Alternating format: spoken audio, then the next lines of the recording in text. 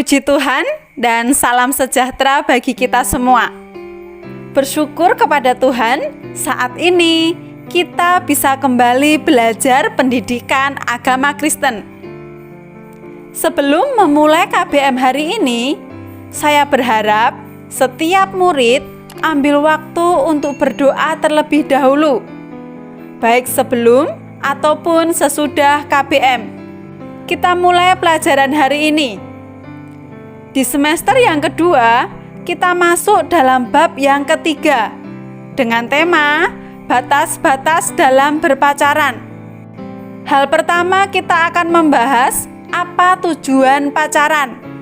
Bicara tentang batas-batas dalam pacaran, kita harus tahu dulu apa yang menjadi tujuan pacaran. Apakah hanya untuk mengisi kekosongan saja? Atau karena untuk memenuhi keinginan mata, atau untuk saling mengenal pribadi satu dengan yang lain. Jika ada di antara kita yang sudah punya pacar, silahkan jawab sendiri apa yang menjadi tujuan dalam berpacaran. Dan sebagai anak-anak Tuhan, yang harus menjadi tujuan kita dalam pacaran adalah untuk memuliakan nama Tuhan, supaya sama-sama bertumbuh di dalam Tuhan. Jadi, kalau ada di antara kita yang merasa pacaran yang saya jalani membuat saya jauh dari Tuhan, saran saya berdoa dan koreksi kembali apa yang menjadi tujuan saat memutuskan untuk pacaran. Dan bicara tentang pacaran, ada yang bertanya seperti ini: asmara dengan cinta kasih itu sama tidak ya? Jawabannya adalah berbeda. Asmara hanya berpusat pada diri sendiri dan biasanya diiringi dengan nafsu seks. Sedangkan cinta kasih adalah cinta yang tidak mementingkan diri sendiri, melainkan mengutamakan orang lain.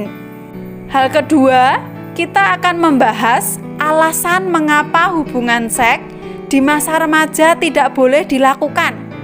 Ada beberapa alasan mengapa masa remaja tidak boleh melakukan hubungan seks. Yang pertama, bertentangan dengan prinsip iman Kristen. Alkitab memang tidak bicara secara khusus tentang berpacaran, tetapi Alkitab bicara tentang etika dan moral kehidupan, termasuk bagaimana manusia harus menguduskan tubuhnya. Tubuh kita adalah bait Allah, berarti harus dirawat dan dijaga supaya tetap suci. Hubungan seks hanya diperbolehkan dalam perkawinan, ketika dua orang mengikat janji di hadapan Allah. Yang kedua, alasan kesehatan. Hubungan seks yang dilakukan di luar lembaga pernikahan beresiko menularkan berbagai penyakit kelamin dan penyakit serius lainnya, seperti hepatitis, HIV, AIDS, dan lain-lain. Yang ketiga, jika terjadi kehamilan.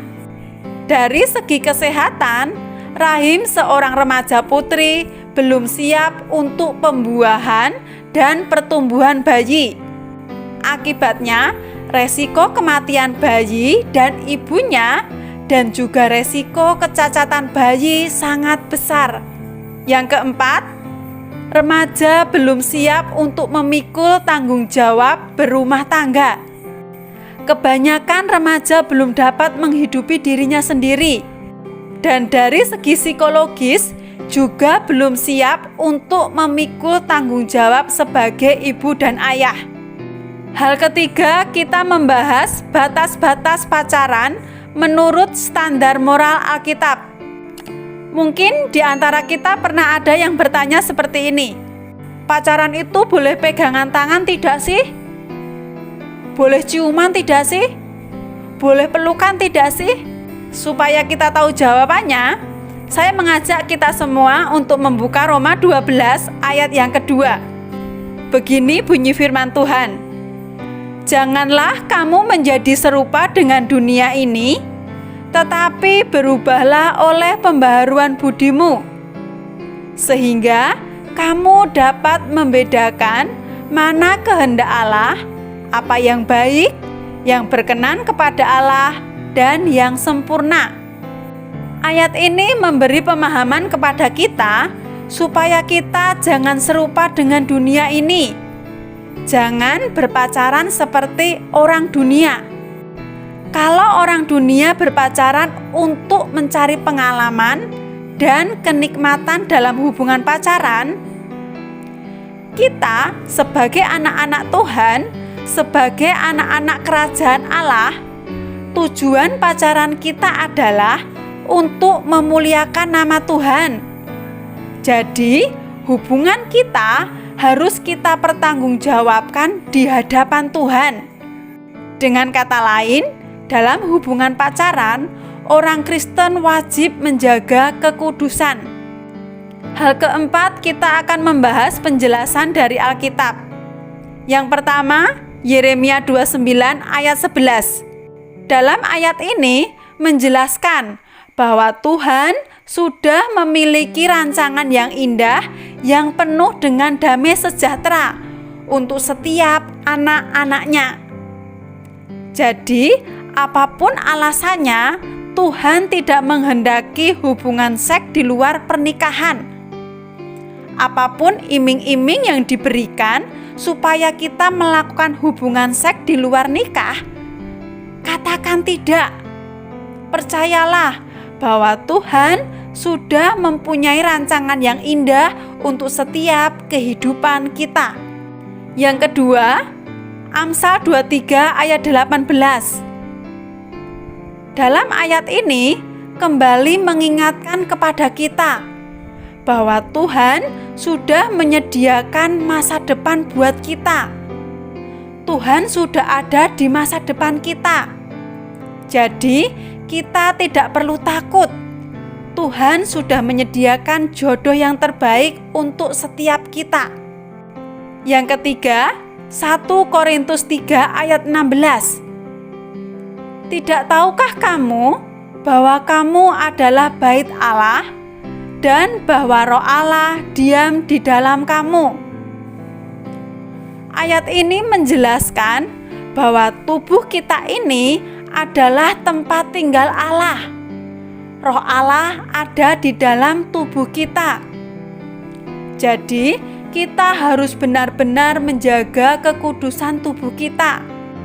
Dan salah satu cara menjaga tubuh kita adalah jangan melakukan hubungan seks di luar pernikahan. Puji Tuhan, untuk hari ini pelajaran cukup sampai di sini. Dari pelajaran hari ini, kita bisa mengambil beberapa kesimpulan. Yang pertama, sebagai orang percaya, yang menjadi tujuan dalam pacaran adalah untuk memuliakan nama Tuhan. Yang kedua, tubuh kita adalah bait Allah, yaitu tempat tinggal Allah. Jadi, kita harus benar-benar menjaga kekudusan tubuh kita. Yang ketiga, percayalah bahwa Tuhan sudah menyediakan masa depan yang indah buat kita semua. Terima kasih sudah mengikuti pelajaran hari ini.